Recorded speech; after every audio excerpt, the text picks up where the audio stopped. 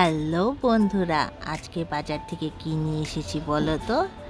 হ্যাঁ, আজকে নিয়ে এসেছি আমি বেগুন। তার মানে এতক্ষণে তো বুঝেই গেছো আজকের রেসিপিটা আমি কি দিয়ে বানাবো। একদম ঠিক ধরেছো, আজকের রেসিপিটা হবে বেগুন দিয়ে।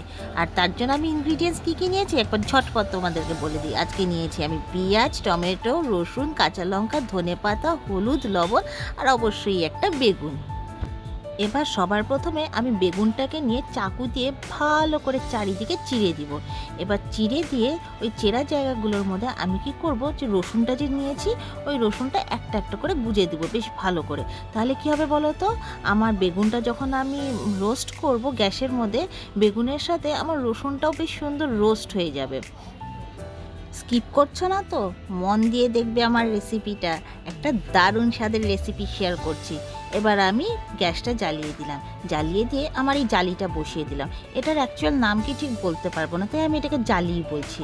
এবার এই জালিটার উপরে আমি আমার বেগুনটাকে বসিয়ে দিলাম বেশ সুন্দর করে রোস্ট হওয়ার জন্য। বেগুনটাকে এপাশ ওপাশ করে খুব সুন্দরভাবে আমি রোস্ট করে নিচ্ছি। রোস্ট করতে করতে ইন্ট্রোডাকশনটাও একটু দিয়ে দিই। হ্যালো বন্ধুরা, দেবমিতা ভক্তা ব্লগসে তোমাদের সবাইকে স্বাগত। আশা করি তোমরা সবাই ভালো আছো। হ্যাঁ, আমিও ভালো আছি। তাহলে আজকে আমি নিয়ে এসেছি একটা নতুন রেসিপি। এই রেসিপিটার নাম কি বলো তো? এই রেসিপিটার নাম হচ্ছে ব্যাঙ্গন কা ভর্তা। আর এদিকে দেখো আমার বেগুনটা খুব সুন্দর রোস্ট হয়ে গেছে। এবার এটা আমি জলের মধ্যে দিয়ে একটু ঠান্ডা করে নিব, নাহলে পরে যে ওর উপরের যে স্কিনটা আছে ওটা ছাড়াতে পারবো না, হাতে গরম লেগে যাবে। তো তার জন্য একটু জলের মধ্যে দিয়ে একটু হালকা ঠান্ডা করে নিচ্ছি।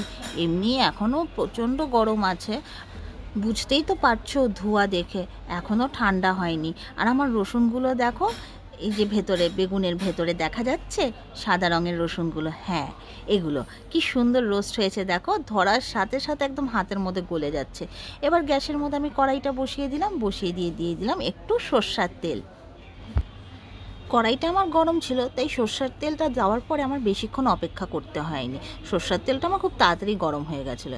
এবার গরম হয়ে যাওয়ার পরে আমি সঙ্গে সঙ্গে ওটার মধ্যে ছেড়ে দিলাম আমার কেটে রাখা পেঁয়াজগুলো। এবার পেঁয়াজগুলো আমি সুন্দর করে নেড়ে চেড়ে একটু ফ্রাই করে নেব।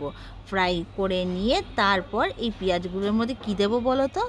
হ্যাঁ, একদম ঠিক ধরেছ। এই পেঁয়াজগুলোর মধ্যে এবার আমি দিয়ে দেবো আমার কেটে রাখা টমেটোগুলো। এবার টমেটোগুলো অল্প অল্প করে দিয়ে তারপর আমি টমেটোগুলোকেও ভালো করে একদম ফ্রাই করব, যেন পেঁয়াজের সাথে টমেটোটা একদম মিশে মিশে আসে। এটা যত ফ্রাই হবে তত খেতে মজা হবে।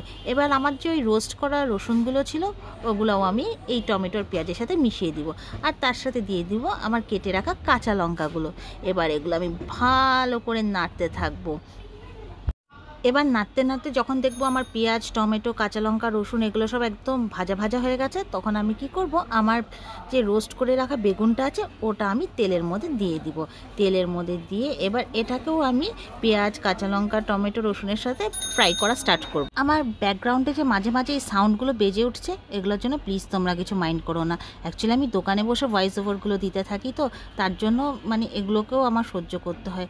কিছু কিছু মানুষ আছে কোনো কারণ ছাড়াই দেখবে বিনা কারণে হর্ন বাজাবে। আর কি বলবো, বলার তো কিছু নেই। চলো মন দিয়ে এবার রান্নাটা শুরু করি আবার।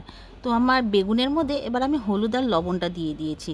হলুদ আর লবণটা দিয়ে এবার এটাকে আমি ভালো করে নাড়তে থাকবো আর ফ্রাই করতে থাকবো। যত নাড়বো আর ফ্রাই করব ততই ব্যাঙ্গন কা ভর্তার টেস্ট আর ফ্লেভার বাড়তে থাকবে। এটাকে একদম নাড়তে নাড়তে নাড়তে নাড়তে, যেটাকে নাকি আমরা শুদ্ধ বাংলা ভাষায় বলি ঘ্যাট, ঘ্যাট বানিয়ে ফেলবে। একদম মানে পেস্ট হয়ে যাওয়া দরকার, মানে একটা কিছু যেন বোঝা না যায় যে কোথায় আছে টমেটো, কোথায় আছে পেঁয়াজ আর কোথায় আছে বেগুন। তারপর যখন দেখছি যে একদম বেশ ভালো পেস্ট হয়ে গেছে আর বেশ ভালো ফ্রাইও হয়ে গেছে, একদম এন্ডে আমি দিয়ে দিলাম এটার মধ্যে ধনেপাতা। ধনেপাতাটা দিয়ে আবার আমি একটু ভালো করে নেড়ে চেড়ে নিলাম, যাতে আরও একটু পেস্ট হয়ে যায়, আরও একটু ফ্রাই হয়ে যায়। এই ব্যাঙ্গন কা ভর্তা রান্না করার টপ সিক্রেট কী বলো তো? টপ সিক্রেট হচ্ছে তুমি ওকে যত পেস্ট বানাবে আর যত ফ্রাই করবে তত ওর ফ্লেভারটা এনহ্যান্স হতে থাকবে। তো আমার রান্নাটা বেশ কমপ্লিট হয়ে গেছে। আমি এবার একটা অন্য বাসনে এটাকে ঢেলে নিচ্ছি। এই দেখো কি সুন্দর লাগছে। এবার এটাকে আমি গরম গরম ভাতের সাথে আর মশালার ডালের সাথে একটু পরিবেশন করে দিলাম। এবার তাড়াতাড়ি কমেন্ট সেকশনে গিয়ে বলো আজকের রান্নাটা কেমন হয়েছে। তাহলে দেখা হবে আবার আরেকটা নতুন রেসিপির সাথে। ততক্ষণ অবধি টাটা, বাই বাই।